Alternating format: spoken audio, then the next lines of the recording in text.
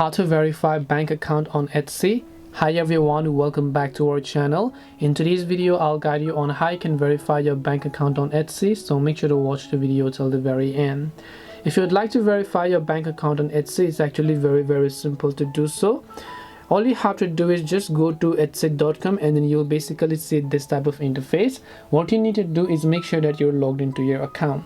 And once you've done this, you just want to make sure to click the profile icon from the top right hand side and then just go to the option known as account settings.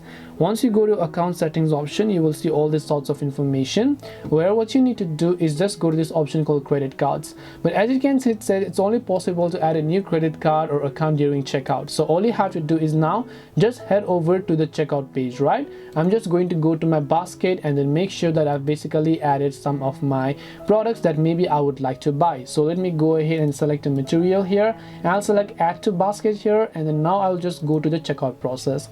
When I go to the checkout process, right here you can see I can pay via my card. So if you add a card, your bank account will get automatically linked because this card comes from your bank account if you do have one. Select proceed to checkout option. Once you click on proceed to checkout, make sure to enter your delivery details, click on continue to payment, and your bank account or your card will also get verified.